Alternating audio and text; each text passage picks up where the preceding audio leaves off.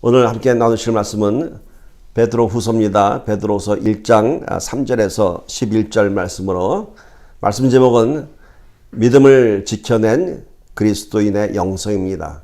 믿음을 지켜낸 그리스도인의 영성. 지난주에는 우리가 베드로전서 4장 말씀을 갖고 영성을 지켜내는, 그리스도의 영성을 지켜내는 비결이라는 제목으로 말씀을 나눴습니다. 먼저 주신 말씀 좀 길긴 합니다. 베드로후서 1장 3절부터 11절 먼저 한번 쭉 읽어 함께 읽고요. 함께 봉독하시고 잘라서 함께 말씀 한 절 한 절 보면서 은혜 나누도록 하겠습니다. 함께 보도록 합니다. 베드로후서 1장 3절에서 11절 말씀입니다. 그의 신기한 능력으로 생명과 경건에 속한 모든 것을 우리에게 주셨으니 이는 자기의 영광과 덕으로서 우리를 부르신 이를 알므로 말미암음이라. 이로써 그 보배롭고 지극히 큰 약속을 우리에게 주사 이 약속으로 말미암아 너희가 정욕 때문에 세상에서 썩어질 것을 피하여 신성한 성품에 참여하는 자가 되게 하려 하셨느니라. 그러므로 너희가 더욱 힘써 너희 믿음의 덕을, 덕의 지식을, 지식의 절제를, 절제의 인내를, 인내의 경건을, 경건의 형제 우애를, 형제 우애의 사랑을 더하라.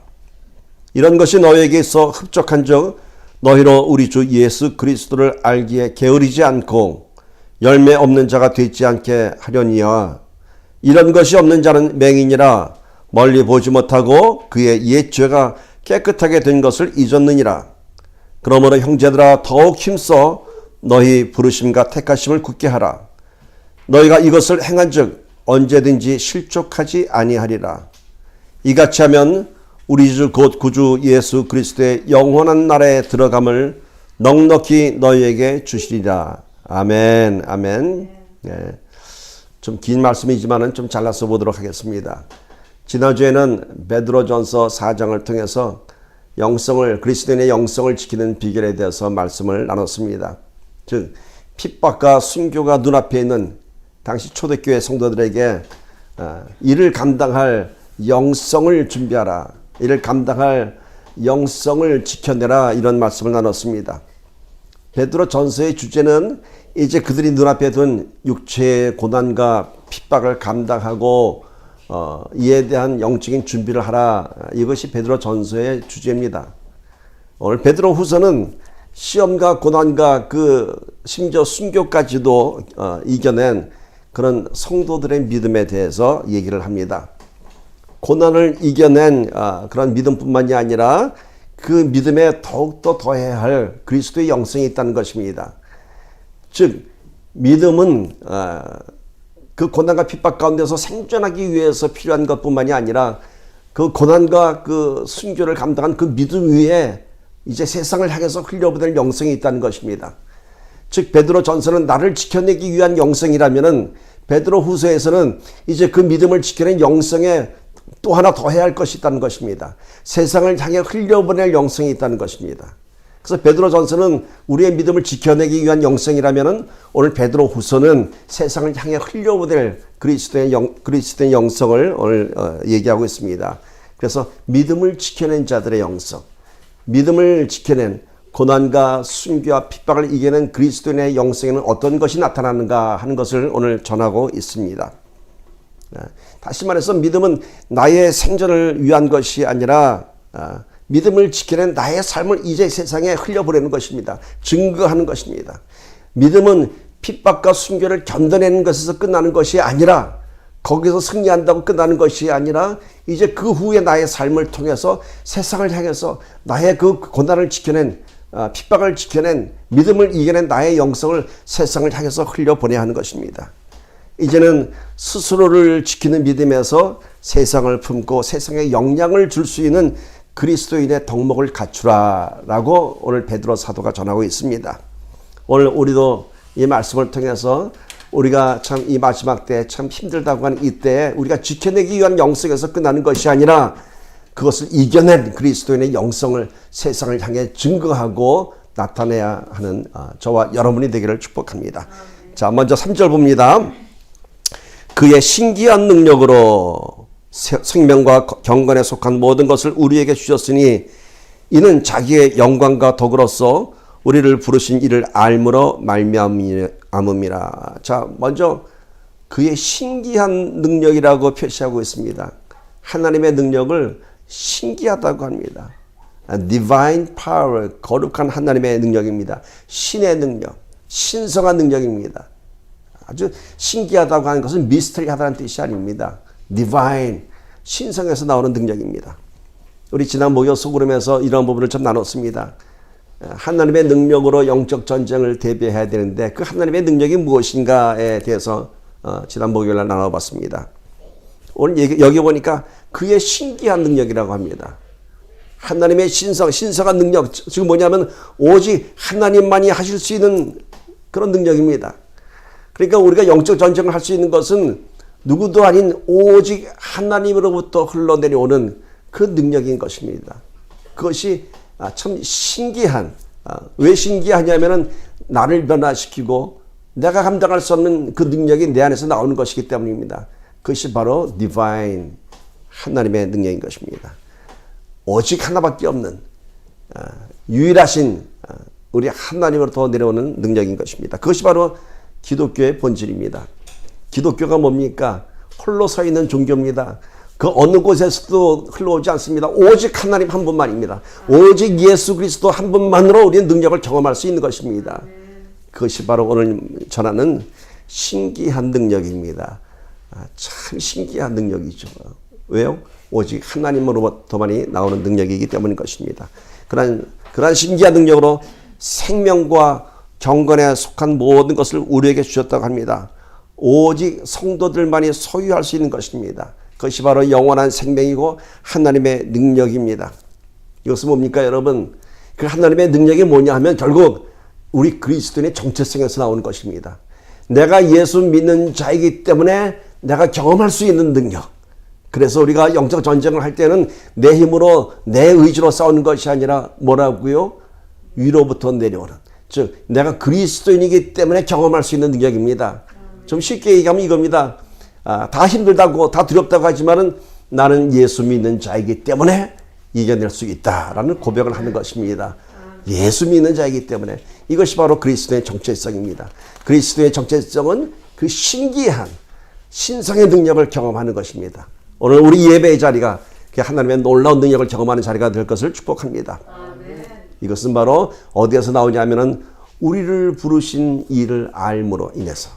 우리를 부르신 이 누굽니까? 우리가 예수 그리스도를 알므로 인해서 우리를 부르신 이가 누굽니까? 문 밖에서 우리를 부르시는 이 예수 그리스도입니다. 우리가 그를 알므로 인해서 즉 예수 그리스도를 알 때에 그 신기한 능력이 우리 안에 넘쳐 나오는 것입니다. 여러분 예수를 아는 것에서부터 시작합니다. 예수를 아는 것이 뭔가요? 결코 지식적으로 머리로 아는 것 아닙니다. 세상 사람들도 예수 그리스도가 누군지는 압니다. 지식적으로는. 그러나 오늘 여기서 얘기하는 안다고 하는 것은 예수 그리스도와의 인격적인 만남을 통해서 그래서 아는 사이에서 끝난 것이 아니라 동행해야 되고요. 교제해야 하는 것입니다. 그냥 아는 것은 아무 의미 없습니다. 아무 의미 없습니다. 아는 것이 아니라 서로 교제하는 사이가 되어야 합니다. 이렇게 해서 예수를 만남으로 인해서 우리가 얻게 되는 가장 유익한 것은 오늘 말씀해 보니까 영원한 생명과 경건에 속한 모든 것을 소유하게 됩니다. 영원한 생명, Eternal Life입니다. 여러분 얼마나 놀라운 은혜입니까? 거기에다 내 능력이 아닌 하나님의 능력을 우리가 소유하게 됩니다. 이런 경건이라고 하는 것은 하나님의 권능이 우리 삶 속에서 역사하는 것입니다. 경건은 세상의 물질과 세상의 어떤 권력이 아닙니다. 하나님의 권능이 우리 삶 속에서 역사하는 것입니다. 그것이 바로 오늘 신성한 하나님의 능력입니다. 예수 그리스도를 만나면은 영원한 생명과 함께 오늘 경건한 능력이 우리의 삶 속에서 나타나게 된다고 합니다. 제일 먼저 중요한 전제 조건이 뭔가요? 예수 그리스도를 만나면 예수 그리스도를 만나야 합니다. 아는 것이 아니라 만나는 것. 그때 바로 우리는 그 경건의 능력이 내 삶 속에서 나타나고요. 영원한 생명을 소유하게 되는 것입니다. 인생은 누구를 만나느냐에 따라 인생이 결정된다고 하죠. 우리는 이렇게 이민자의 삶을 사니까 그런 얘기 많이 들으셨죠. 이민 올 때 공항에서 누가 나를 픽업하냐에 따라서 이민 생활이 결정된다고 하지 않습니까? 오늘 이 말씀을 전하는 베드로는 누구를 만났나요? 고기 잡는 어부에서 예수 그리스도를 만났습니다. 만나고 나서 그의 인생이 완전히 변화됐습니다. 완전히 바뀌었습니다. 고기 잡던 어부, 참 거친 인생을 살아했던 그 베드로가 하루에 3,000명, 5,000명을 회심시키는 위대한 그리스도의 사도가 되었습니다. 여러분, 고기를 하루에 3,000마리, 5,000마리 잡는 것도 힘들 텐데, 근데 사람 낚는, 사람을 3,000명, 5,000명씩 회심시키는 위대한 전도자가 되었습니다. 그때 이 베드로의 설교를 듣고 그 학식에 뛰어난 율법자들이 뭐라 그랬습니까? 아니, 저 베드로가 누구냐? 고기 잡던 어부 아니냐? 근데 그가 어떻게 저렇게 저런 말을 할 수 있느냐? 어떻게 저렇게 유창한 설교를 할 수 있느냐? 학식이 없는 베드로가 어떻게 3,000명, 5,000명의 마음을 움직여서 예수 그리스도 회심하게 하느냐? 베드로는 지성은 아무것도 지식과 학식은 없었습니다. 그러나 그에게는 영성이 있었습니다. 어떤 영성이요? 예수 그리스도를 만나고 예수 그리스도를 만난 그런 영성이 있었습니다. 그런 베드로의 영성 앞에 학자들은, 율법자들은 입을 다물 수밖에 없었습니다. 머리로는 베드로보다 수천 배 더 알던 율법사들이었지만 그들은 진리로 인도하는 이런 베드로의 권능이 없었던 것입니다. 이 베드로의 권능이 바로 예수 그리스도를 알므로 인해서 나타나는 경건의 능력입니다. 베드로의 지성이 아닌 베드로의 영성. 그것은 어디에서 나왔냐고요? 그 하나님의 신기한 능력이 그의 인생을 뒤덮었기 때문인 것입니다. 오늘 우리도 나의 입술에서 나오는 말들이 나의 더러운 생각과 마음이 아니라 그 경건한 예수 그리스도의 그런 신성한 능력 안에서 거룩한 성품의 말들이 쏟아져 나기를 축복합니다. 누구를 만나느냐가 중요합니다. 누구를 따라가느냐가 중요한 것입니다. 오늘 우리 이때 예수 그리스도만 따라가는 정말 그리스도의 사도가 되기를 축복합니다. 그런 말이 있죠, 여러분. 파리 뒤를 쫓아다니면은 어디에만 다니게 될까요? 쓰레기 주위만, 더럽고 냄새나는 곳만 같이 다 따라다니게 되겠죠. 그래도 꿀벌의 뒤를 쫓아다니면 어디를 다닐까요? 그래도 향기로운 꽃밭을 날아다니게 될 것입니다. 누구를 따라다니냐가 중요한 것입니다. 예수님만 쫓아다니면 어떻게 될까요? 들어가며 나가며 꼴을 먹게 된다고 합니다. 푸른 초장에서 쉰다고 합니다.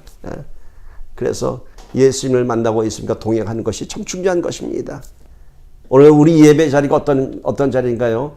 바로 예수님을 만나고 예수님을 인격적으로 교제할 수 있는 그런 자리인 것입니다. 오늘 이 자리를 통해서 주님의 성품을 다시 한번 경험하는 저와 여러분 되기를 소망합니다. 이제 4절 말씀 봅시다.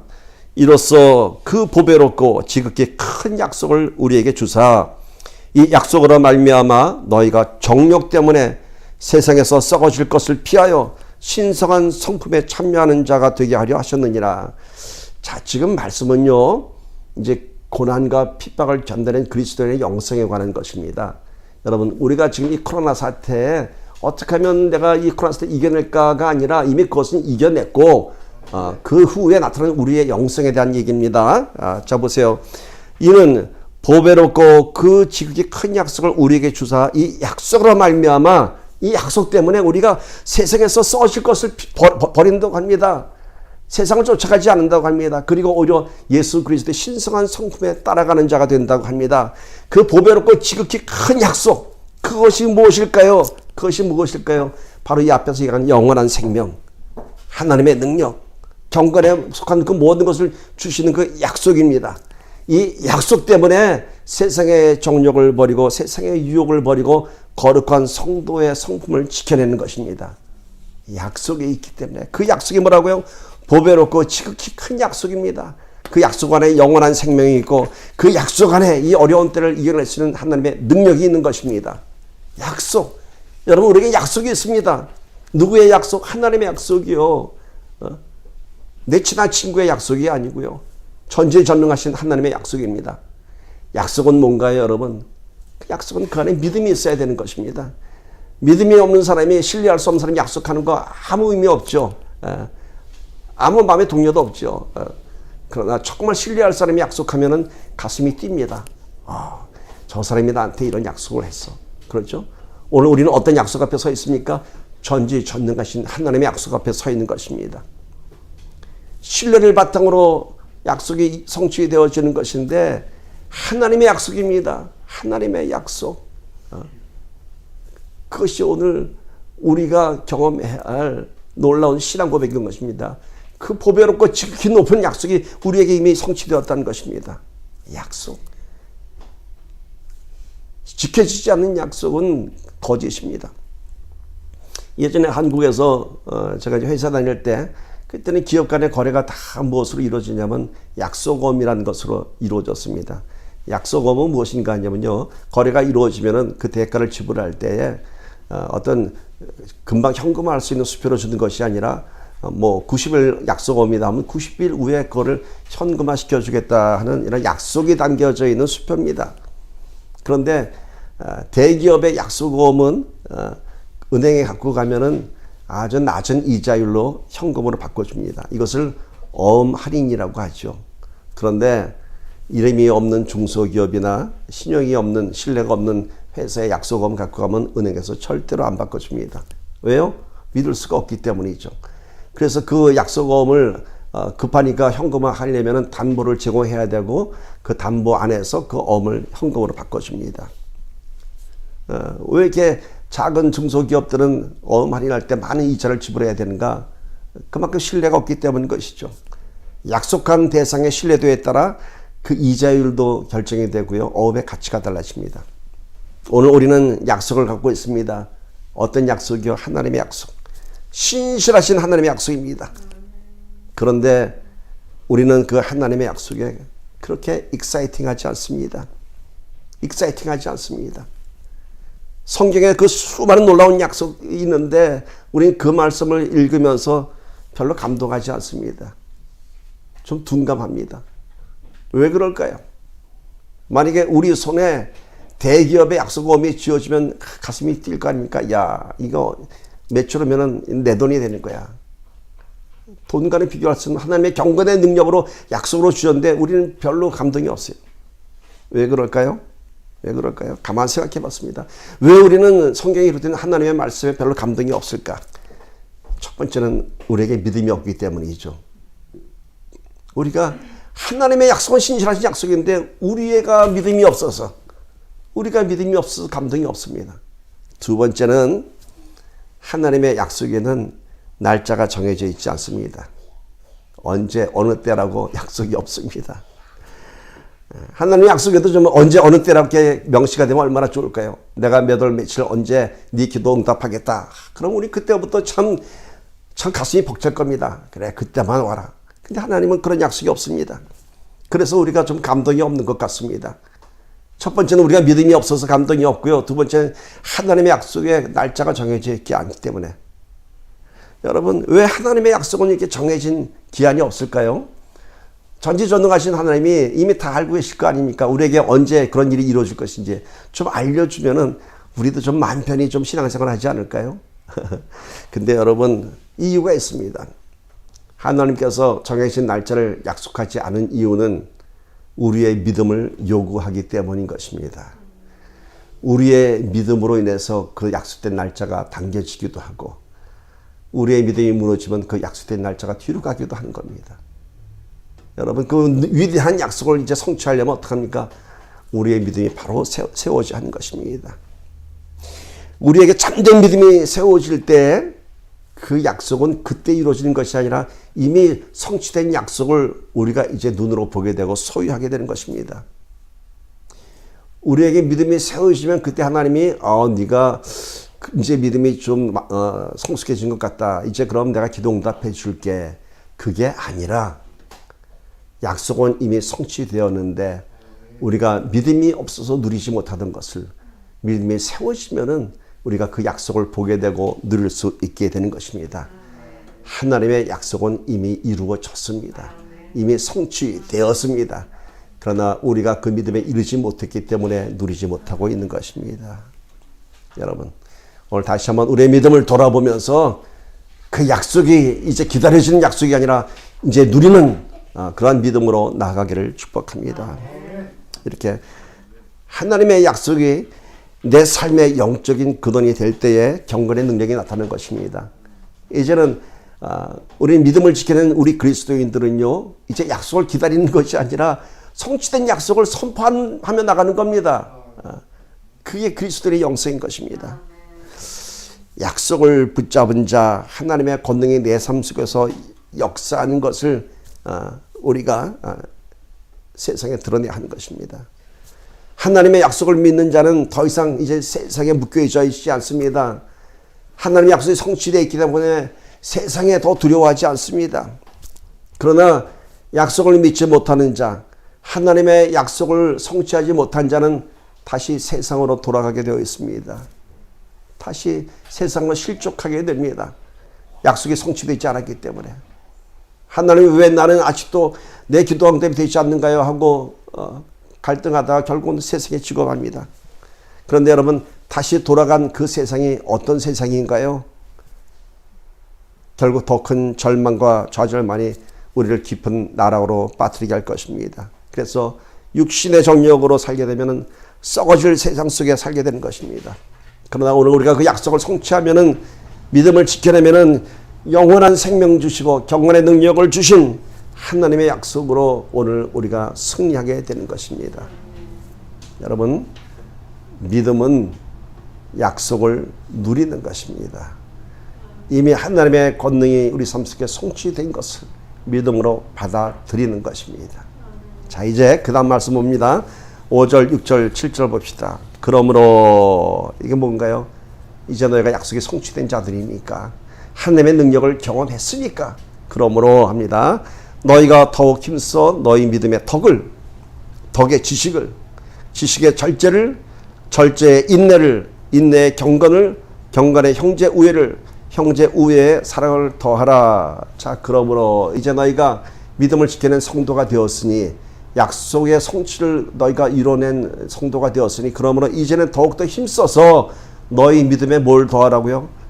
믿음에다 덕을 더하고, 그 덕에 지식을 더하고, 지식의 절제를, 절제의 인내를, 인내의 경건을, 경건의 우애를, 펠로십을, 그리고 마지막 사랑을 더하라고 합니다. 참 요구가 많죠. 왜냐하면 이제는 그 믿음이 내가 살기 위한 믿음에서 업그레이드 되었기 때문에 많은 것을 우리가 소화해낼 수 있습니다. 예전에는 내가 살기 위한 처절한 믿음이었다면 이제는 약속이 성취되었기 때문에 나눠주는, 세상을 향해서 흘려보내는 영성이 되어야 합니다. 그 여러 가지를 오늘 얘기하고 있습니다. 여러분 봅시다. 믿음 위에 덕을 더하라고 합니다. 뭔가요? 그리스도인의 덕목을 더하라. 그리고 거기다 지식을 더하고 절제를 더하고, 이렇게 많은 것들을 요구합니다. 먼저 얘기하는 믿음의 덕을 더하는 것이 뭔가요? 그 덕은 그리스도인의 윤리와 도덕적인 생활을 의미합니다. 예수 믿는다고 그 믿음 붙잡고 사는 자들에게는 그 삶 속에서 세상을 향해 흘려버리는 그러한 거룩한 성품도 있어야 되고요, 윤리적인 그런 정결함도 있어야 하는 것입니다. 그러니까 이제 그리스도인들은 세상에서도 도덕적으로 윤리적으로 모범이 되어야 하는 것입니다. 세상 사람들은 예수 믿는 자들에게 대한 기대가 있습니다. 그래도 예수 믿지 않니 너희들은 하면서 우리에게 기대하는 것이 있습니다. 그러나 그 기대한 것들이 무너질 때 그 사람들은 많은 실망을 하게 됩니다. 예수 믿는데 왜 저럴까? 예수 믿는다면서 왜 그럴까? 그것이 바로 오늘 얘기하는 이 덕목에 가는 것입니다. 오늘 우리가 기도 많이 하고 성경 많이 공부하지만은 이 덕목이 무너지게 되면은 저들 앞에 아무런 영향력도 끼칠 수 없습니다.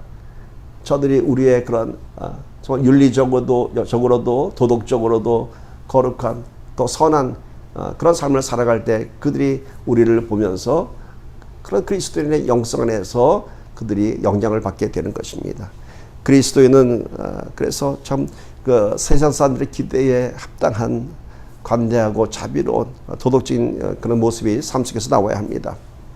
즉 쉽게 얘기하면 이런 겁니다, 여러분. 누가 봐도 저 사람은 참 예수 믿는 사람답다. 아니면은 얼굴을 딱 보자마자 예수 믿으세요? 이렇게 인정받는다면 그건 성공한 그리스도인입니다. 누가 봐도 예수 믿는 사람처럼. 여러분 정말 그렇지 않습니까? 저는 정말 예수 잘 믿는 사람 보면은 얘기하지 않아도 그 얼굴에서 느껴집니다. 예수 참 잘 믿는 사람이구나. 그런데 교회에 와서는 경건한 모습을 기도하는데 세상에 나가서는 다시 또 싸나운 모습으로 돌변한다면은 여기서 얘기하는 그리스도의 덕목을 상실하는 것입니다. 이제는 여러분 우리 안에서 흘러나오는 영성이 이런 누군가에게 편안함을 주고 따뜻함을 주는 그러한 덕목을 가진 그리스도인이 되기를 바랍니다. 두 번째는 지식을 더하라고 합니다. 지식은요, 공부 많이 하는 학식을 얘기하는 것이 아닙니다. 바로 인사이트, 통찰력을 의미하는 것입니다. 어떠한 통찰력인가 하면 상대방을 더 배려할 수 있는 통찰력. 아까 우리 은혜경 집사님 기도할 때 그랬죠. 마음에 감사하고 평안이 넘치는 자들은 누구요? 필요를 아는 사람들에게 눈이 가게 하여 주시옵소서. 그런 기도하지 않았습니까? 그렇습니다. 우리 그리스도의 인사이트라는 것은 누군가의 어떤 어려운 삶을 보면서 내가 흘려버릴 것이 없을까라고 하는 그러한 배려인 것입니다. 나보다는 상대방의 마음에서, 또 나보다는 예수 그리스도의 마음에서 누군가의 영혼을 바라볼 줄 아는 우리가 되기를 바랍니다. 그때 바로 이런 지식을 많이 하는 것이 아니라 인사이트, 누구의 영혼을 바라볼 수 있는 그런 통찰력이 있어야 하는 것입니다. 여러분, 예수 잘 믿는 사람들은요, 아주 센스도 좋습니다. 딱 보면 압니다. 이 사람이 얼마나 어려운지, 이 사람이 어떤 어려움이 있는지. 여러분, 예수님은 어떠셨을까요? 예수님의 센스는 아주 놀라웠습니다. 상대방의 불편함과 상대방의 아픔과 그 모든 상처를 다 배려해 주는 예수님이었습니다.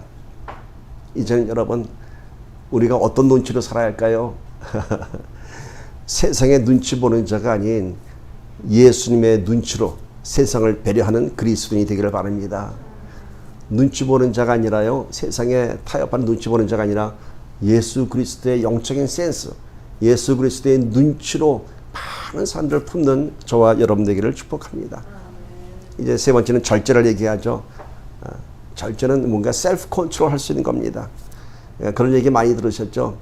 온도계가 되지 말고 온도를 조절하는 온도 조절기가 되라는 말이 있습니다.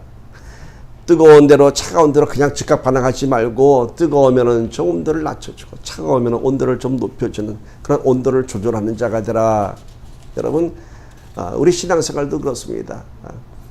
그 성령 운동한다고 막 뜨거울 때 보면은 좀 너무 오버할 때가 있습니다. 그때는 뭔가 다시 말씀으로 돌아와서 좀 밸런스를 맞춰줘야 됩니다. 그런가 하면은 뭐 뜨거운 성령의 역사는 무시하고 성경만 보다 보면은 또 마음이 냉랭해집니다. 그러니까 이게 뜨거움과 차가움의 밸런스가 잘 이루어져야 됩니다. 성경의 말씀 안에서 성령의 역사가 동행돼야 됩니다. 그러니까 우리가 그리스도의 영성으로 살아가는 것은요, 누군가를 대하는 삶 속에서도 우리가 그것이 잘 조화되어야 합니다. 그냥 마음이 막 뜨거워갖고 그냥 아무나 붙잡고 예수 믿으세요 하면은 글쎄요, 거부감만 들지 않을까요? 또 그렇다고 또 너무 냉랭하게 너희들이 예수 믿는 자의 이 거룩한 영성을 알아? 그런 눈빛으로 보지 말고 정말 그 안에서 따뜻함으로 절제된 영성으로 우리가 다가가기를 바랍니다. 그 다음에 인내를 얘기합니다. 인내의 결정은 십자가의 성품입니다. 인내를 나의 육신의 한계에서 십자가까지 끌어올려야 됩니다. 주님의 십자가까지 갈 때 인내는 완성될 것입니다. 경건의 영성입니다. 그 다음에는 그 경건은 하나님의 말씀에서 나옵니다. 하나님의 말씀대로 살며, 특별히 경건은 죄를 다스릴 수 있습니다. 하나님의 약속의 말씀이 나의 경건의 능력이 돼서 죄를 이길 수 있는 것입니다. 그 다음에 펠로십, 우애에 대한 영성을 얘기합니다. 성도의 아름다운 교제를 얘기합니다. 이것은요, 여러분 믿음을 지켜낸 그리스도인만이 이렇게 흘러 넘쳐버릴 수 있는 펠로십을 지켜낼 수 있습니다. 그야말로 어떤 어려움이 있든지 어떤 아픔이 있든지 그 형제를 안아줄 수 있는, 그들의 깊은 곳까지 내려갈 수 있는 그런 펠로십이 있어야 됩니다. 그리고 믿음의 종착역은 사랑이죠. 사랑입니다. 더 이상 설명이 필요 없는 그리스도인들의 궁극적인 가치가 바로 사랑입니다. 여기서 뭐 제가 더 이상 얘기하지 않아도 여러분 잘 아실 것입니다. 8절 봅시다. 이런 것이 너희에게 있어 흡족한 즉 너희로 우리 주 예수 그리스도를 알기에 게으르지 않고 열매 없는 자가 되지 않게 하려니와. 자, 이런 것이 너희에게 있다고 합니다. 이런 것이 뭔가요? 지금 앞에 얘기한 믿음의 덕목, 지혜, 절제, 인내, 경건, 우애, 이런 사랑의 영성들입니다. 이런 것이 너희에게서 아주 만족스럽다고 합니다. 그래서 너희가 예수 그리스도 알기를 게으르지 하지 말라고 합니다. 그런 영성을 지켜내야 하기 때문에. 이거를 유진 피터슨이 쓴 메시지 성경에서는 이렇게 번역하고 있습니다. 이렇게 얘기합니다. 예수 그리스도와 동행하는 일에 소홀하지 않을 때에, 다시 한번 합니다. 예수 그리스도와 동행하는 일에 소홀하지 않을 때에 여러분들의 삶 속에서 이런 믿음의 열매가 풍성하게 될 것입니다. 자, 믿음이 충만해야지만이 예수님을 알기에 게으르지 않게 되는 것이 아니라 거꾸로입니다.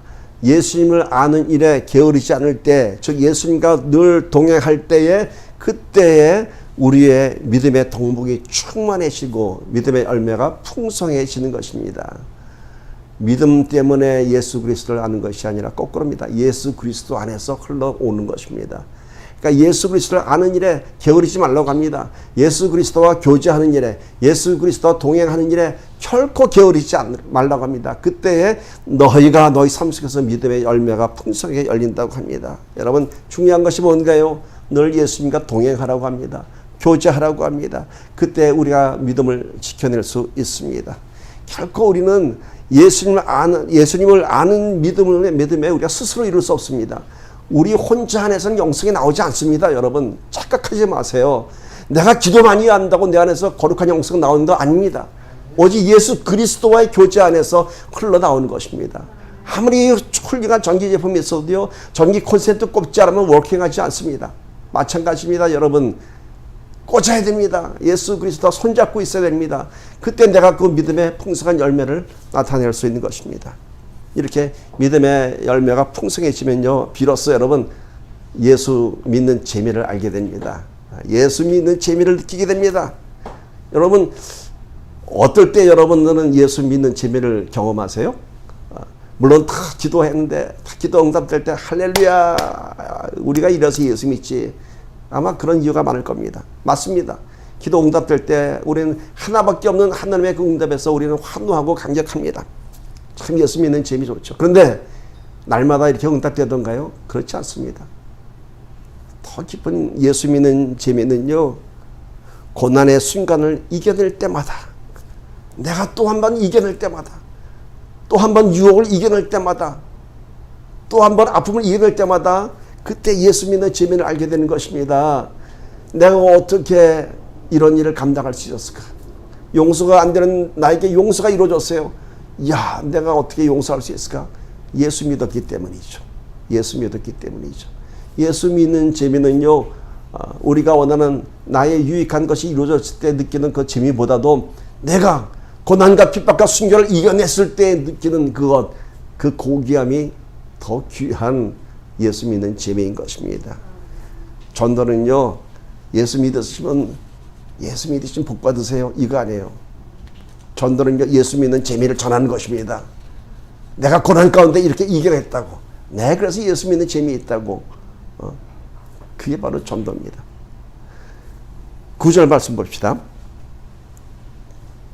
이런 것이 없는 자는 맹인이라 멀리 보지 못하고 그의 옛죄가 깨끗하게 된 것을 잊었느니라. 이런 것이 없는 자가 뭔가요? 믿음의 열매가 없는 자들. 이런 자들은 뭐라고요? 맹인이라고 합니다. 맹인. 보지 못한다고 합니다. 근데 무엇에 대해서 맹인인가? 그 뒤에 보니까 그의 옛죄가 깨끗하게 된 것을 잊었느니라. 나의 죄가 깨끗하게 된 것을 잊고 다시 세상에 나가는 거예요. 내 죄가 깨끗하게 됐는데 여전히 죄인인 줄 알고 다시 또 세상에 나가서 뒹구는 겁니다. 왜요? 믿음의 열매가 없기 때문인 것이죠. 예수 믿는 재미를 경험하지 못했기 때문이죠. 그러니까 다시 세상에 나가는 거예요. 예수 믿는 재미를 경험하지 못하면 맹인이 되는 겁니다. 어떤 맹인? 내가 거룩한 성도가 된 사실을 잊어버리는 것입니다. 그리고 다시 세상에 나가는 것입니다. 내 죄가 깨끗하게 된 것을 잊어버리고 내 안에서 하나님께서 함께 하심을 알지 못하고 경건의 능력을 경험하지 못하며 다시 옛날의 모습으로 돌아가는 것, 그 모습이 어떤 모습인지 아십니까? 베드로후서 2장 22절 봅시다. 참된 속담에 이르기를 개가 그 토하였던 것에 돌아가고 돼지가 씻었다가 더러운 구덩이에 돌아 누웠다 하는 말이 그들에게 응하였도다. 여러분, 이런 믿음의 열매가 없어서 맹인이 되면요, 내 죄가 깨끗하게 된 것을 잊어버리고 뭐라고요? 개가 토하였던 것에 다시 돌아간다고 합니다. 뭐 식사 다 하셨는지 모르겠지만 좀 지저분하지만 리얼하지 않습니까? 토하였던 것에 다시 돌아가고 돼지가 씻었다가 돼지 씻은 물이 얼마나 들어올까요, 여러분? 다시 들어간다고 합니다. 그게 우리들의 모습이라고 하는 겁니다, 여러분. 왜 다시 그 더러운 세상에 돌아갈까요? 나의 현실의 상황 속에서 내가 깨끗하게 된 자임을, 하나님께 동행하심을, 하나님의 능력이 나와 함께 하심을 잊어버렸기 때문인 것입니다. 맹인이 되었기 때문인 것입니다. 믿음은 여러분 눈을 뜨는 것입니다. 그리고 멀리 보는 것입니다. 영원의 시간까지. 지금에는 내 처해진 이 모든 현실을 지금 현재의 시간 속에서 판단하지 말고요, 영원한 시간 속에서 평가하는 것입니다. 그런데 믿음이 없으면, 믿음이 작으면 멀리 보지를 못하고 지금 당장의 일들에 대해서 아파하고 쓰러지고 실족하게 되는 것입니다. 믿음의 눈을 열어야 됩니다. 지금은 이해할 수 없는 일들이겠지만은 언젠가 우리 믿음이 풍성해지면 이 일들마저도 이해하게 될 것이고, 그 안에서 나를 기다리시는 하나님을 우리가 보게 될 것입니다. 그래서 하나님께서 그러셨구나. 그래서 그러셨구나. 여러분, 우리 이 시간 참 다들 힘들다고 하죠. 언젠가는 이 시간 속에서도 함께 하시는 하나님을 우리가 깨닫게 되고 이해하게 될 것입니다. 그래서 이 시간이 참 귀한 겁니다. 재미있는 영어적 표현이 있습니다.